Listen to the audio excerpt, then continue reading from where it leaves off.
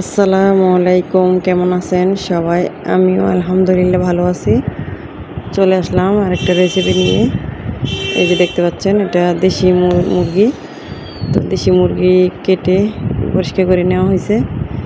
এখন এগুলো ধুয়ে নিব আরও ভালো করে। দেখুন কত সুন্দর করে নেওয়া হয়েছে, এটা পরিষ্কার করে। আর এখানে ফার্ম মুরগি একটা দেখতে পাচ্ছেন, ওইটাও রান্না করব। তবে ওইটা রেসিপি শেয়ার করব না, এটা করব, দেশি মুরগিটাই করব। ফার্ম মুরগিটাও রান্না করব আর দেশি মুরগিটাও রান্না করব, তবে ওইটা শেয়ার করব, ফার্ম মুরগিটা শেয়ার করব না। তো এমনিতে একটু দেখাচ্ছি। তো এই যে ধুয়ে নিয়েছি সুন্দর করে। এখন চলে যাব কড়াইতে, তেল দিয়ে দিব। এই যে চুলাতে কড়াই বসে তেল দিয়ে দিয়েছি। তো তেলটা গরম হয়ে আসলে পেঁয়াজ কুচি দিয়ে দিচ্ছি। এটা রসা রসা বোনা করব মুরগিটা, মাঝারো সাইজের মুরগিটা। তো এই যে এখানে এক বাটি পরিমাণ পেঁয়াজ কুচি দিয়ে দিয়েছি। তো হালকা ভেজে নিচ্ছি পেঁয়াজটা আগে। তা আপু ভাইয়েরা মনে হয় আমাকে ভুলে গেছেন, আমি অনেক দিন ভিডিও ছাড়ি না, 2 সপ্তাহ হবে প্রায়। তো ভুলে গেছেন মনে হয়, অনেকেই ভিডিও দেখার নাই, কালকে ছেড়েছিলাম আমি। তো ওই যে হালকা ভাজার পরে পেঁয়াজটা, এখানে তেজপাতা, দারচিনি, এলাচ, লবণ দিয়ে দিলাম স্বাদ মতন।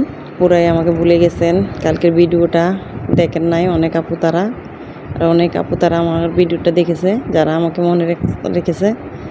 তো ওই যে এখানে জিরা বাটা দিয়ে দিলাম 2 চামচ, 4 চামচের। আর রসুন আদা বাটা, আদা বাটা দিয়ে দিলাম।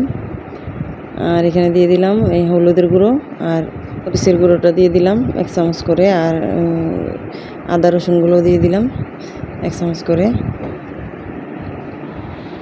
তো ভালো করে মশলাটা কষাই নিব।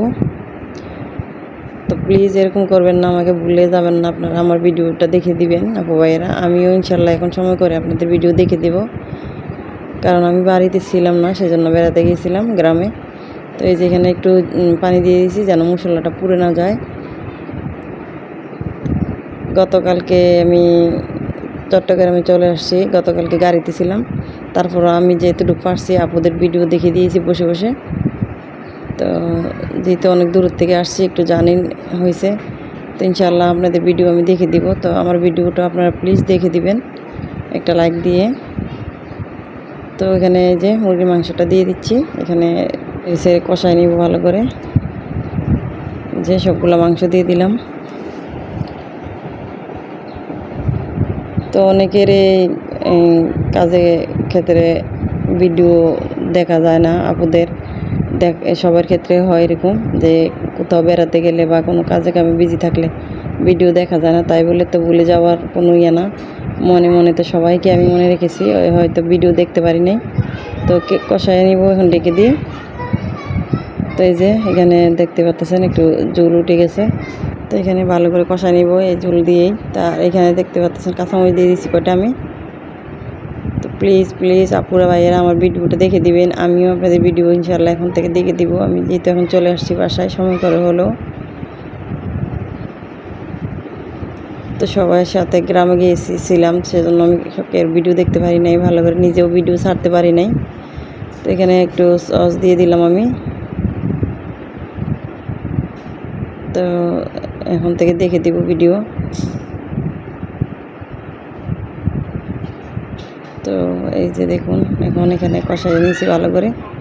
তো এখানে আমি যে পরিমাণ ঝোল দিয়ে দিচ্ছি, যেহেতু এটা রসা বোনা করব, তো বেশি ঝোলটা দিব না, মিডিয়াম করে ঝোলটা দিয়ে এখানে ভালো করে বলক আসলে এখানে একটু জয়ত্রী গুঁড়া এটা দিয়ে দিব আর কি। তো রেখে দিয়েছি।